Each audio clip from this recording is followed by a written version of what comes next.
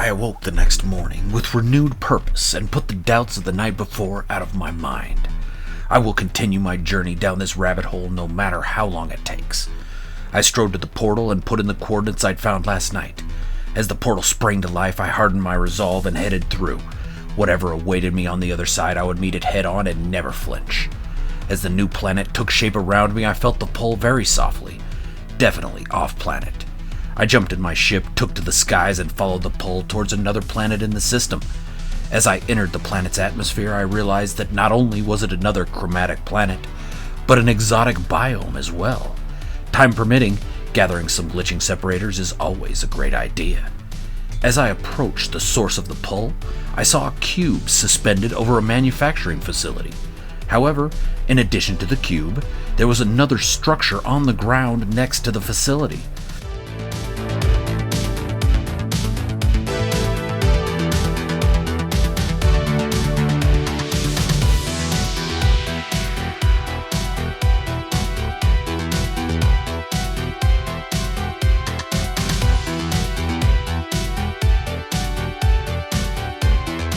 I got out of my ship and approached the building. As I got closer, I noticed there was a small break in the walls that went all the way around the structure.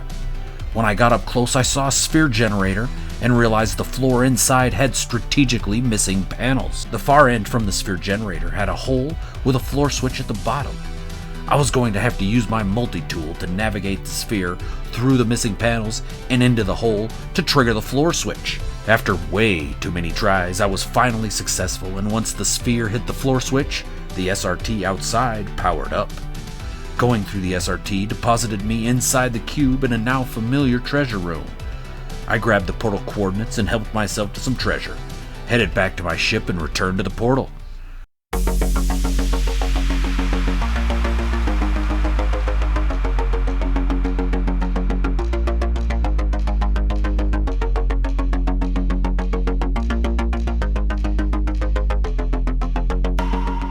Once I was back on my starting planet, I entered the new coords I'd gotten and headed back through the portal, determined to make as much headway as I could today. Upon arriving on the new planet, again the pull was very faint, definitely off-planet again. I jumped in my ship and headed towards the source of the pull.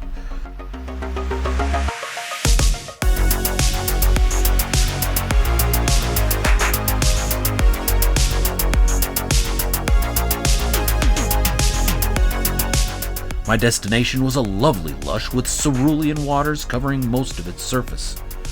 I landed on an island close to the source of the pull and looked around, but couldn't see a structure of any kind. Then I realized there was a downward direction to the pull. Could this temple be underwater? I walked the circumference of the island, and at the point where the pull was the strongest, I jumped into the water. I saw the temple almost immediately. Completely submerged with barnacles growing on its outer walls, it had multiple entrances just like the very first temple, the one that had started it all. Navigating a maze while underwater was a novel experience for me, but I eventually found the right entrance and made my way to the treasure room.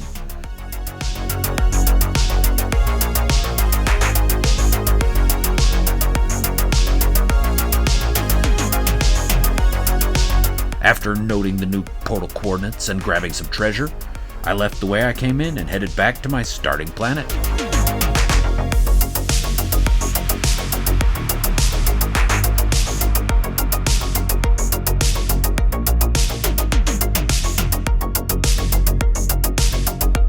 After performing the now very familiar task of inputting the new glyphs, I headed through the portal as a blizzard raged around me. Hopefully this new planet will be volcanic and I can thaw out. As I came through the portal, the pull was once again faint, so I headed into space and began pulsing towards the source of the pull.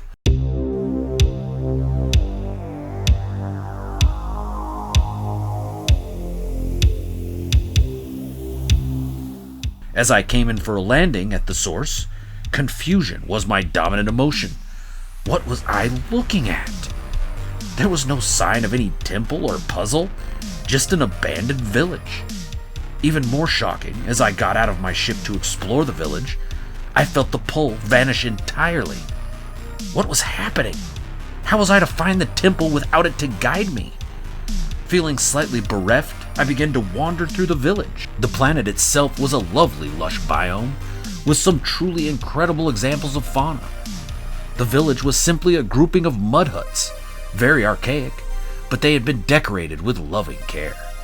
The village itself was completely deserted, but recently enough that while the fauna had reclaimed it, the flora had yet to overrun it. The entire area was so peaceful and idyllic that I lost track of how long I had been there, but eventually I remembered my purpose for being there. The pull was still absent, which was why I had been able to lose myself so thoroughly in my surroundings.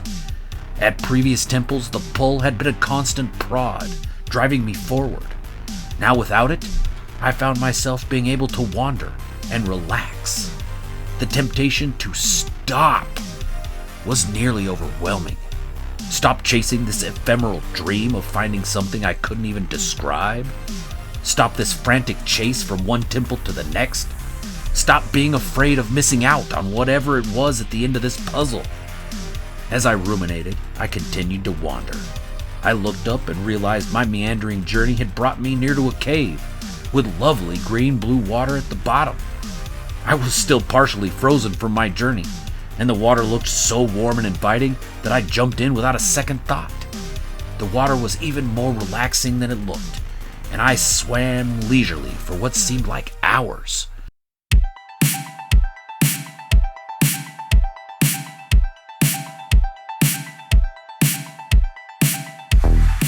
Suddenly I noted stairs rising out of the water ahead, and when I surfaced, I found myself at another treasure room. Just like all the ones before it, there was a message beacon and piles of loot in crates. Unlike all the ones before, this time I hesitated in accessing the beacon. I know myself, and once I saw those new portal coordinates, I would be incapable of not following them and leaving behind the piece I had found here. And so I hesitated. Only for a moment, really, but it seemed to stretch forever. In this moment of eternity, I realized this was not my fate. As much as I valued the piece I'd found here, I gloried in the chaos of the chase. It is the only time I truly feel alive. I gave myself a little shake and headed over to the beacon, noted the portal coordinates, and left. I took no treasure from the dais.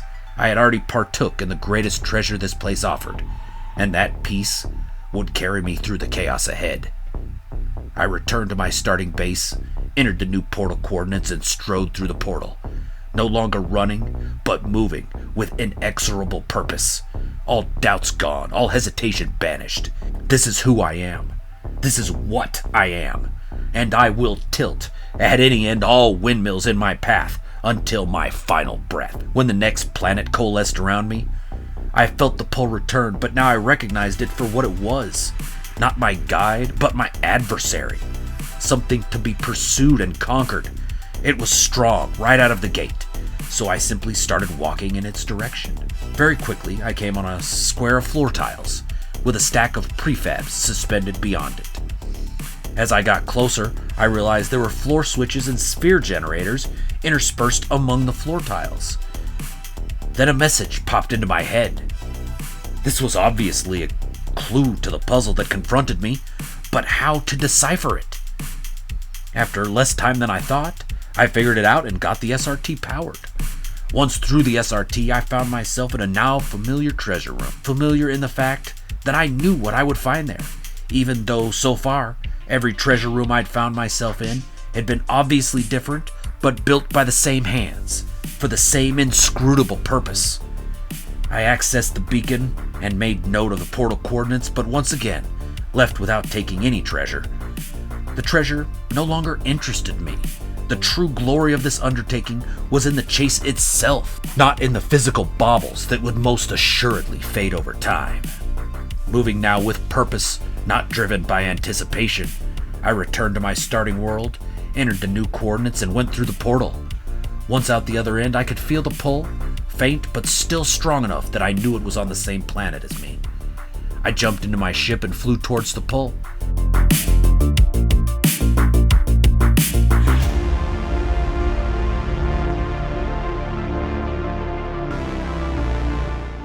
As I approached the base, I saw more tiles suspended in the air.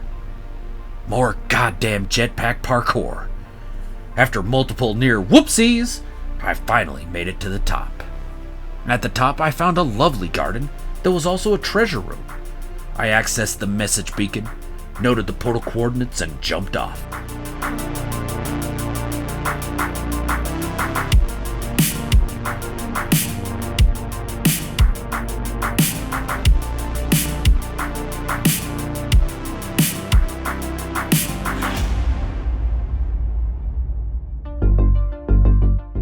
After making my way back to my starting base, I entered the new portal coordinates. As the portal sprang to life, so did the pull. Insistent, undeniable. The pull practically carried me through the portal. This was unprecedented. As the new planet took shape around me, with an almost audible whimper, the pull vanished. The finality of its disappearance was in stark contrast to every other portal trip I had made. Without even moving from the portal entrance, I knew this journey was at an end. I had won. Through sheer bloody-minded determination, I had completed the journey, solved all the puzzles, seen all the amazing sights. What awaited me here at my journey's end, I wondered. Then the realization struck me. It didn't matter. Whatever awaited me here wasn't the rewards for my journey. That reward had been with me all along. It was the journey itself. While this was an end, it was not the end. There would be more journeys. More amazing encounters with fantastical beings and discoveries of humbling creation. This realization brought calm to my chaotic mind. And so, whistling a jaunty tune, I set off on a stroll to see what I would find. Sure enough, in the valley overlooked by the portal, I found a temple. As I ascended its steps, I marveled at the clean, simple lines that immediately drew the eye and calmed the soul. I powered up the biofuel reactor at the peak, and when the SRT sprang to life, I walked through it to find myself in the most amazing of treasure rooms. Trinkets and baubles were piled everywhere, but for me, the true treasure in the room was the mementos placed lovingly on pedestals around the room. Each one was a reminder of a previous temple, and as I wandered through them, the memories came flooding back of all the wonderful sights I had been privileged to witness. I wandered through that treasure room for what felt like days, blissfully reliving each of my adventures.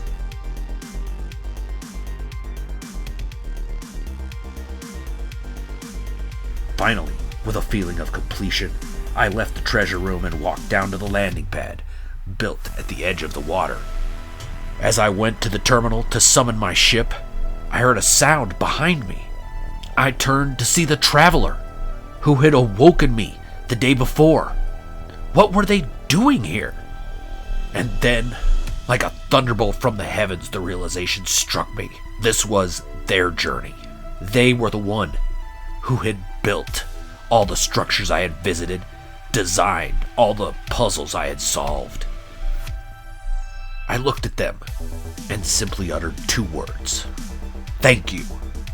That was all that needed to be said. One traveler to another. They smiled an inscrutable smile, gave me a little bow, and deposited an egg in my inventory. Then they gave a piercing whistle, and from the skies above plummeted a majestic griffin. They hopped on its back and flew away. To where? I don't know, and it doesn't matter. I may encounter them again one day, or I may not. But the gift they had given me, these adventures, would stay with me forever.